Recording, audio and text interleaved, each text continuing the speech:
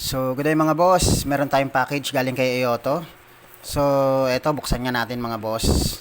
Eto para sa Biled projector setup mga boss. At si Ioto mga boss, yung talagang gumawa ng ganitong klaseng device para sa ating projector setup.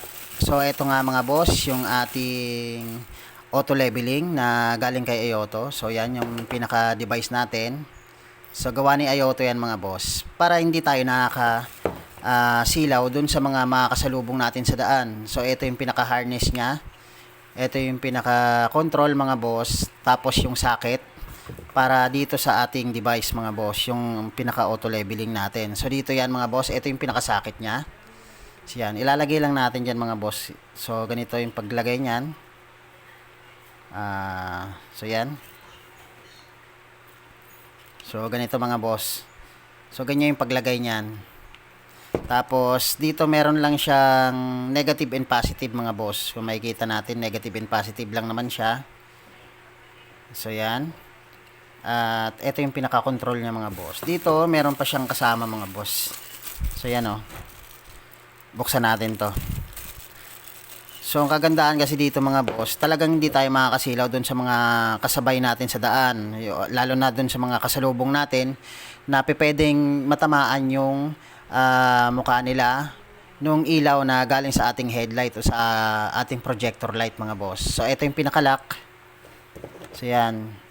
So, dito yan mga boss. Yan yung pinaka-lock niya mga boss. Pag nilagay na natin sa back fairings ng ating motor, lalong-lalo na dun sa mga Honda Click mga boss. Pero pwede rin naman siya sa ibang motor. Applicable din naman siya sa ibang motor. Tapos meron pa siyang ibang kasama mga boss. So yan yung pinaka washer niya. So yan, may dalawa siyang eto, washer. Meron siyang ganitong klaseng washer mga boss. Yung nut. Yan, nut. Goma para humigpit siya at hindi pasukin ng tubig. So yan. Tapos yung pinaka natin, control natin mga boss, control switch natin. So ilalagay natin yan dito mga boss. So yan, pag ganyan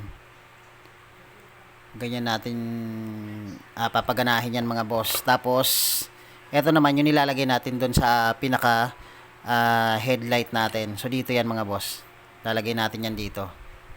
Ngayon, subukan naman natin kung paano siya gumagana.